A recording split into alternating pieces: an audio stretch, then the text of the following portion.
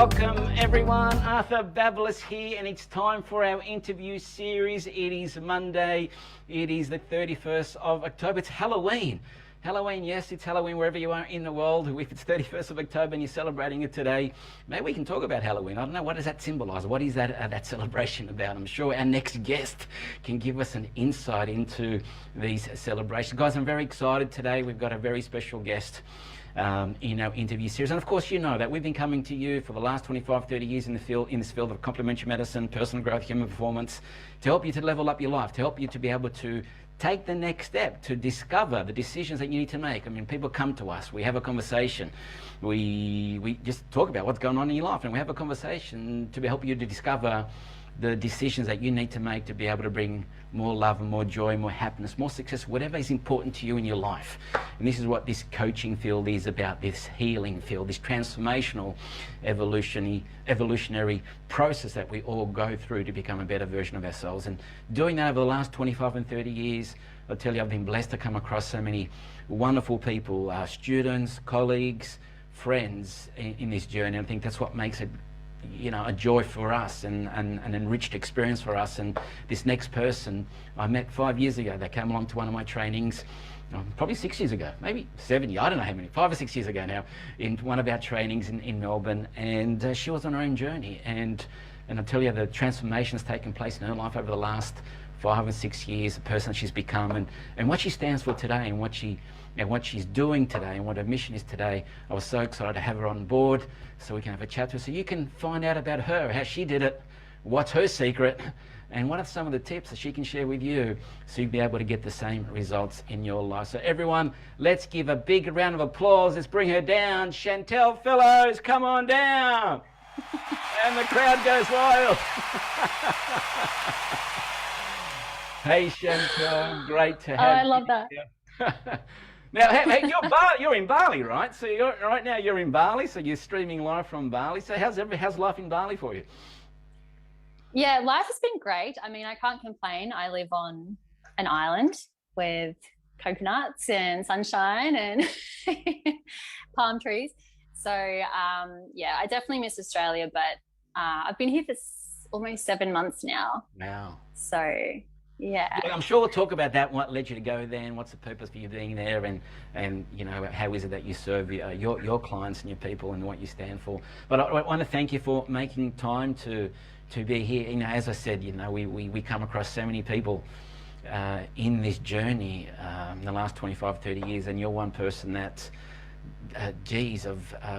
it's been exciting to be able to work with you, to share some stuff with you, and to learn from you, to be challenged from you, and part of me, I'm the person I am today too, because some of the experiences I've had with you too. So I want to thank you for that.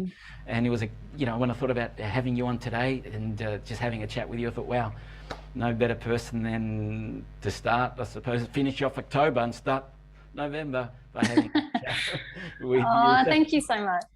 And thanks for having me on Halloween. I feel like it's very fitting. Well, hey, I'm sure you can share some stuff with us about that, right? So look, before we get started, if you're watching, guys, if you're watching live, let us know, because I can see the comments here, and I can, if you're asking any questions, pop a question in there, and I'll let Chantel know if you want to get hold of all that type of stuff. We'll talk about that. But let us know if you're watching live or catching on the replay, you got any questions, put them in the chat, and we'll endeavour to get hold of you. If not during this conversation, but certainly afterwards, and connect with you. So Chantel, transformational coach, empowering women, doing what it is that you do. Tell us the Chantel Fellowes story, and how did you get to where you are today? So the Chantel Fellowes story, well, that's it's been not linear, let's put it that way. So I got into this realm, I guess, when I first discovered sorry, I've got notifications coming through. When I first discovered a book called Mind Power by John Kehoe, I was 21 years old, and I was going through a pretty hard time in my life. You know, I had anxiety, depression, and you know, we all tend to feel like we're here for a bigger purpose. You know, we all know that we're here for a reason. And for me, I felt stuck. I felt stuck underneath my mind, basically. And so this book literally just showed up in my room, and it changed my life. it made sense to me. The things that John Kehoe talks about is all about the subconscious mind, and it just made sense to me. It just landed with me and the way my mind works. So I started how did the book just land in you? Was it given to you? Did it just come across No. the bookstore? Because things happen for a specific reason, right? So weird. How did this book, tell us a story about how this book, which had a pivotal, it was really a pivotal moment in your life in terms of where you headed after that. How did it end up in your lap? It completely changed my life. And I think about this a lot because I still to this day have no idea where this book came from. So I had an inkling. It was a roommate of mine. I lived in a house. I lived in Queensland, and it was my boss's spare house. And I had a few roommates move in, and I thought it must be one of my roommates because, she'd moved out, but this book was in the cupboard. And so I asked my other roommate, oh, you left your book, or someone's book is in my room. No one knew whose book it was, literally had no idea where it came from. And we'd cleaned out the room, so there was nothing in there. It's so weird to even say out loud because I still to this day have no idea where this book came from, but it was just in my cupboard in my room. I'm thinking maybe someone planted it in there. Maybe they knew I needed some awakening of, I don't know. So random, but literally no one was into personal development in my household. One of my roommates was Christian and religious, and my other roommate was just not interested at all in personal development. So it's definitely not either of theirs. But yeah, I thought, I don't know. It was random, but it completely changed my life. There was this one specific part of this book that talked about an actress who needed a specific amount of money to do her acting degree. She came from a really poor family. She had no idea how she was going to get there. And she discovered the power of her subconscious mind, and she manifested the exact, I think it was like $3,000 back in like the 60s, which is a lot of money then. And an envelope showed up in her letterbox with the exact amount of money she needed. And she went on to acting school and she became a huge actress. I'll have to tap back into my memory bank to find out who that was. But that specific story, there was something so magical about it. And I thought, I bet I can do that. I bet you I can. and you did. I did. Way, right? And ever since then, life has just been like, I look at it kind of not like a game, but it's like, what else can I create? It's fun. It's like become like a bit of a playground. It's like, what can I create in my life, from accessing these parts of ourselves. Okay, so that popped up in your life at that moment. So what were you going through at that time, 21 years of age, and this book sort of popped into your life? And what decisions did you make after that? What was your trajectory after that book? So it was, so what I was going through at that time, I'd been through a breakup. I'd lost a lot of sense of myself. I didn't know where I was going. I kind of knew I wanted to do something fabulous on this planet, but I just had no direction. So this book changed my life because it actually empowered me to be a creator instead of someone that is a victim to her circumstances, which is definitely how I felt. I felt really disempowered. I tried traditional means of therapy. I'd done talk therapy, cognitive behavioral therapy. I tried a lot of different things and I just didn't feel empowered. And I'm very results driven as a person anyway, and I wanted results. So discovering this book empowered me. It made me the creator. It shifted me into cause. And I was like, this is up to me. Like, I'm the only person. No one's going to save me or fix me. It pushed me into my personal power. And then that changed my decisions because I then knew that everything from that moment on was up to me. The good, the bad, and the ugly was on me. And I needed to take charge of my life. Okay, and how did you do that from there? So what were the events that transpired that you created from there? So what road did that lead you on? Lots of new opportunities. I gained a huge amount of confidence within myself. And I was thinking about this today because our subconscious, when you build a relationship with that, you have confidence because you have trust in yourself, because you can back yourself, because you know how you operate, how you function. So I gained a huge amount of confidence, which then took me on a trajectory of new opportunities, like an internship at Warner Brothers in Los Angeles, you know, which I've briefly talked about before. That was huge.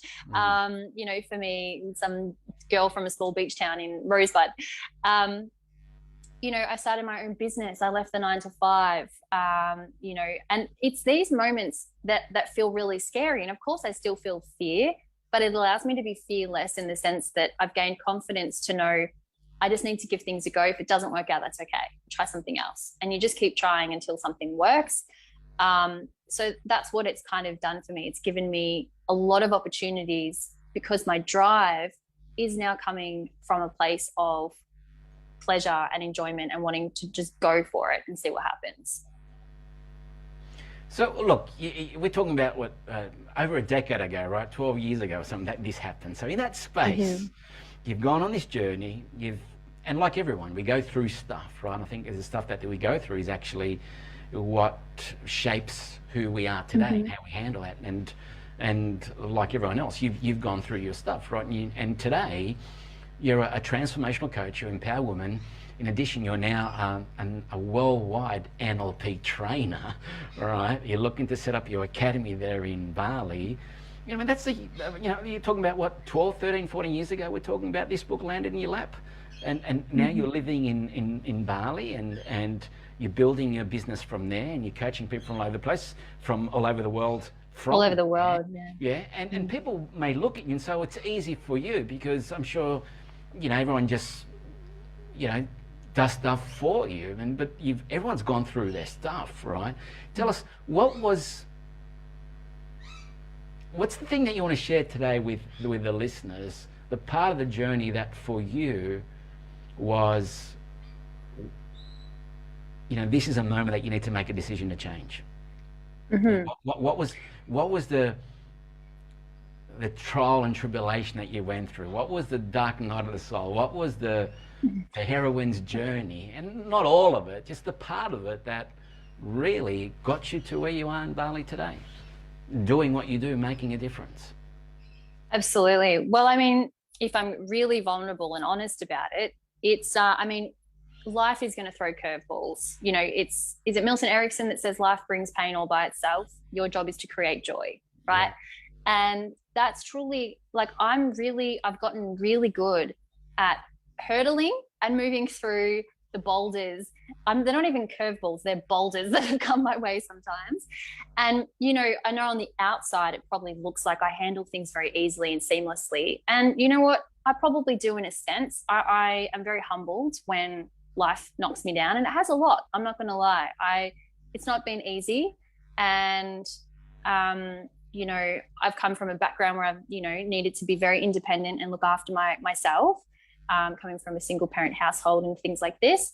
So life hasn't been a walk in the park. Definitely not. And to answer your question, what the pivotal moment is, there's been many. You know, it's not, I would feel lucky if there was one, but there's been 100, you know? And so, but the thing is that I've come to discover that it's like that classic, the comeback is stronger than the setback. Setback, yeah, that's right, yeah. So I feel this so deeply whenever I get knocked down.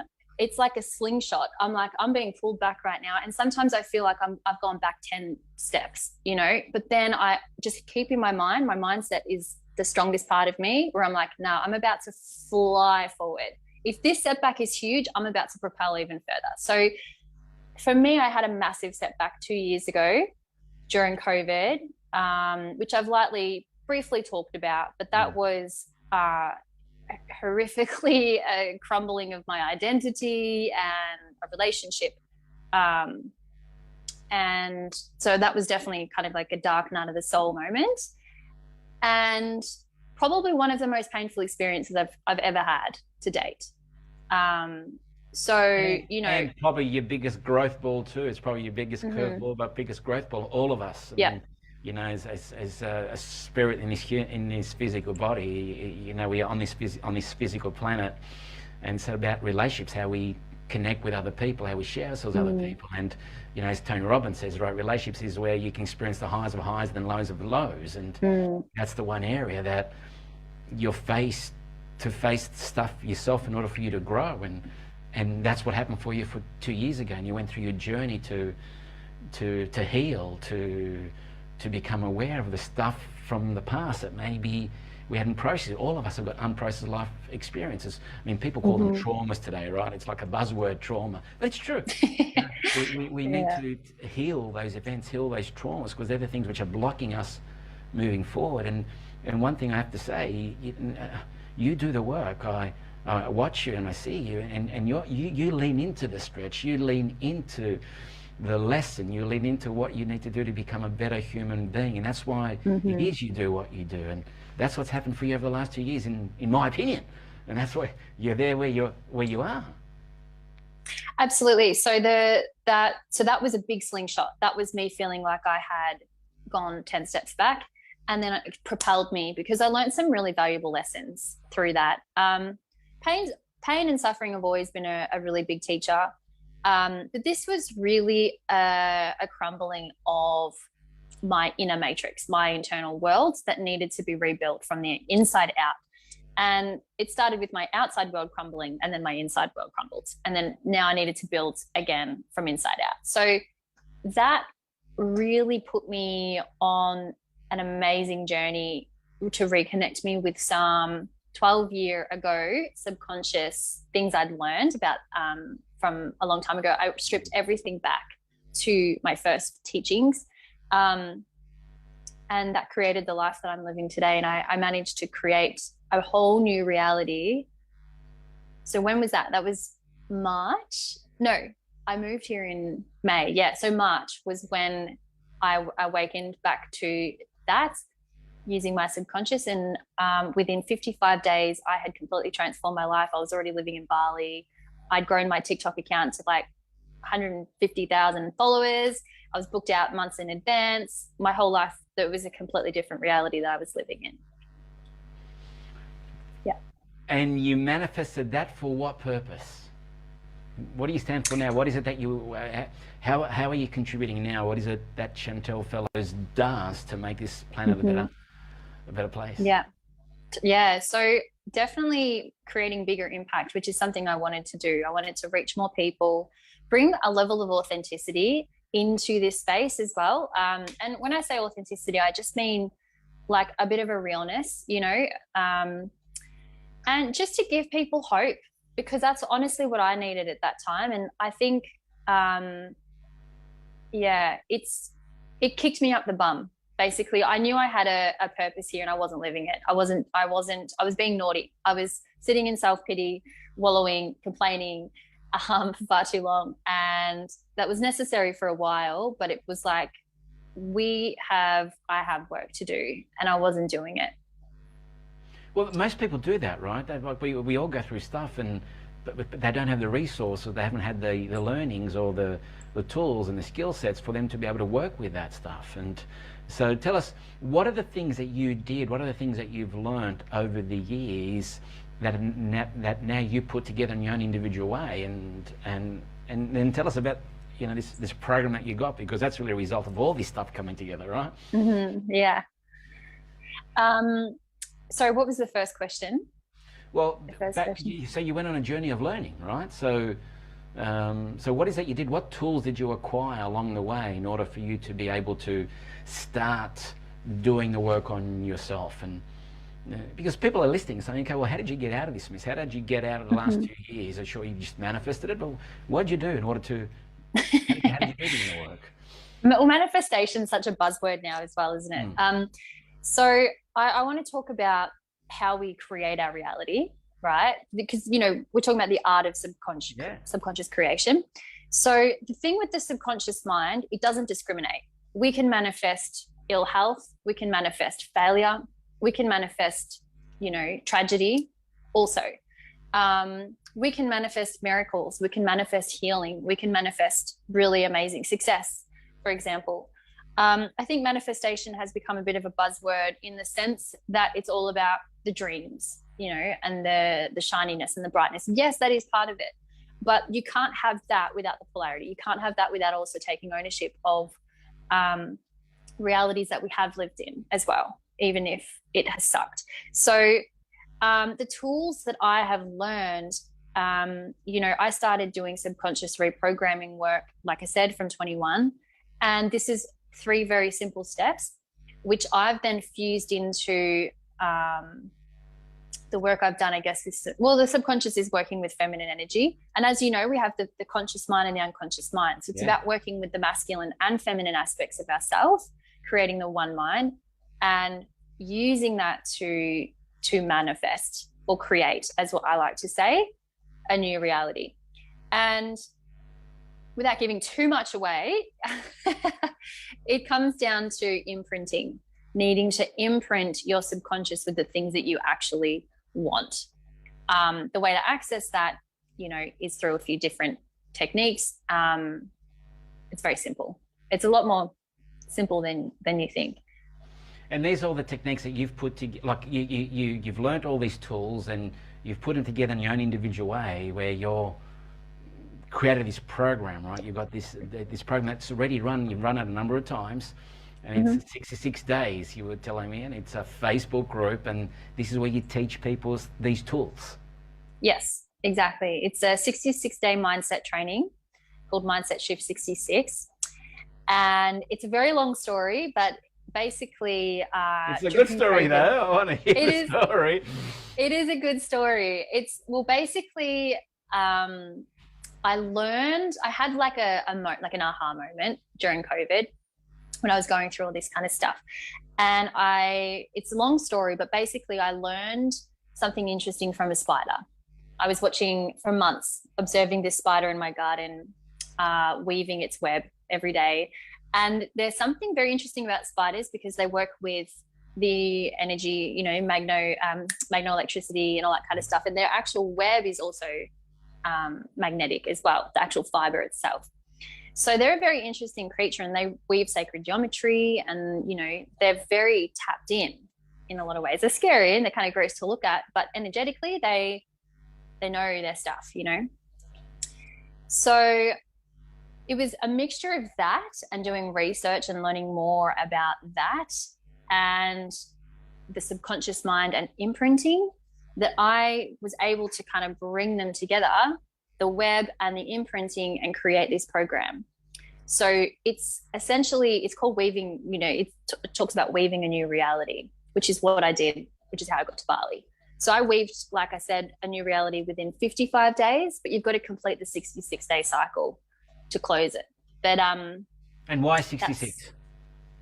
Because recent studies have shown it takes 66 days to wire a new habit. So okay, all right. So it's not, people talk about 21 days to create a habit. I mean, Tony Robbins says it takes a second to make a decision to change a habit, but you've got to do the things on a repetitive basis, right? So you're repetition. Right. So 66 days to wire a new habit. So you've got a program that completes in 66 days. So people have created neurology, that blueprint or that imprint, as you said, of what it is that they want to create. Absolutely. And it's like, so as you know, doing remapping and imprinting of the subconscious, it's like you're shifting your you're training your neurology, right? So we're building new pathways in the brain, and every time you think differently, right? There's like new synaptic cords that are being built. So you're literally remapping. It's like you're weaving a new web within your mind. Then that will weave a new web on the outside world as well. So, but the wonderful thing about that is, which I learned from the spider, is not only are you weaving a new neurology, a new mindset, but you're also weaving new opportunities into your life, because you got to think about a web, it's magnetic, right? So it's actually quite profound, the things that you become a magnet for. It's very attractive. So you trapped into your life what it is that you put out there. When you think about from a spider's perspective, I love what you talked about, sacred geometry. I love what you talked about energetic fields. Electrofrequency. And also you told me, when you're telling me the story, that you noticed that at different times and at different cycles of the moon, that the web was different. And so interesting that as humans, we do different things through different cycles as well. Yeah, absolutely. And I've recently been learning about ancient civilizations and how we were the only species that were affected by the moon cycles, especially women with wombs. So there was like the tribes would actually fluctuate between them being patriarchal and matriarchal. So they would actually swap depending on the moon cycle, which I thought was interesting. So it seems that that's a bit of a theme throughout history, as well, in terms of how we function. And then the learning this from the spider as well about how it functions. But what I discovered was the size of the web was dependent on the size of the moon and the cycle. So on a full moon, the web was humongous because it had more opportunity to catch things, because bugs are attracted to light. So when the moon was at its brightest, the web was at its biggest. And then when there was a new moon, meaning no moon, the spider wouldn't weave at all. It didn't even bother. It would just conserve its energy and wouldn't even waste its time. So it's these kind of, we also need to understand that, life is cyclical, and tuning into our own natural state in that sense as well. Very interesting stuff. Yeah, it's interesting because, it's all about metaphors, right? We know we love our stories and how we put things together. And just listening to that, Chantel, you're saying, so when the moon is at its fullest and its brightest, so that's when the sun's shining on it, right from the opposite side. So it's shining light on your darkness. That's the potential. You've got the opportunity to get the greatest gain.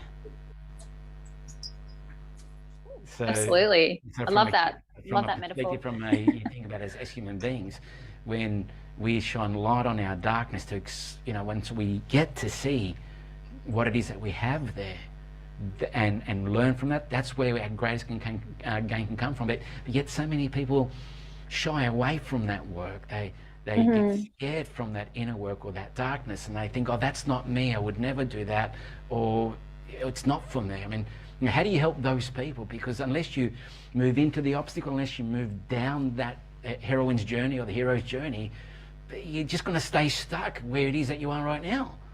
So how do you help people who are stuck to take that journey, to venture down into the void?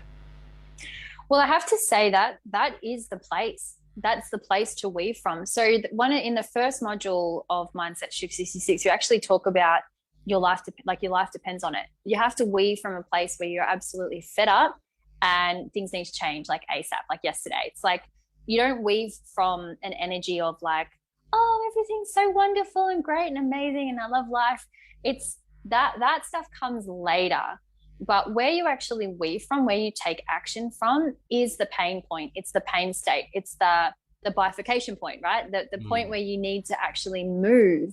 And so it's the greatest amount of pain that you've got a decision there and then to either go back and repeat the same cycle again, or use that all that energy to push you and propel you into the next reality. And so how do you help people in that point? Well, I guess you've got to let them know that it's make or break right now. It's like they've got an opportunity, unless then they'll have to repeat the cycle again to get to that point. And a lot of people don't want to do that. Yeah, look, I love what you just said, because you've got to make a decision. Either you repeat that cycle again or start weaving. And I love that the terminology of weaving, your future. And so if people go back and repeat, on one level, on an unconscious, they made a decision to do that. And so it's about helping people become aware and being at cause, like you said, for the decisions that we make. And so if that's happened to me again, for anyone here that's listening to this, if stuff's happening to you again and you're repeating it, on one level you made a decision to do that. And so you're avoiding maybe leaning into that stretch, leaning into that pain, as you said, and start weaving from there. So you help people get into the pain, feel the emotion, and start weaving from there. Absolutely. And it's very easy, I have to say, if you've never done this type of work before, it's very easy to move into avoidance. It's very easy to distract yourself with social media, endless scrolling, drugs, alcohol, bad foods, shopping, whatever it is, a lot of external distractors do to remove the pain for a short period. But that's usually when you end up in the cycle again, you end up back at the pain point. So it's really about taking responsibility for where you're at. As hard as it is, I know that's really difficult sometimes, because we don't want to admit that we're the reason we're suffering a lot of the time. It's so much easier to blame that person, my boss, my therapist, my friend, my mom, my dad, my boyfriend. you know, and I've been there, I'm a human being, we all go through that. But there comes a point where if you truly want better for yourself and your life, then you need to take responsibility for your life and do something about it. So, you know, I wouldn't say this program is for everyone. I think you need to be at a certain level to be able to be ready to take ownership but use the pain to propel you, use the pain to weave, right? Yeah, I guess that's all I can really say about that. All right, so it's Mindset 66. I love it. It's like you're going on to Route 66, right? You're taking a journey on Route 66. You're going from the east to the west. That's where, yeah, interesting. And so you Mindset 66, how can people get hold of you and learn more about that and maybe have a chat with you to see whether that's a journey they want to go on now?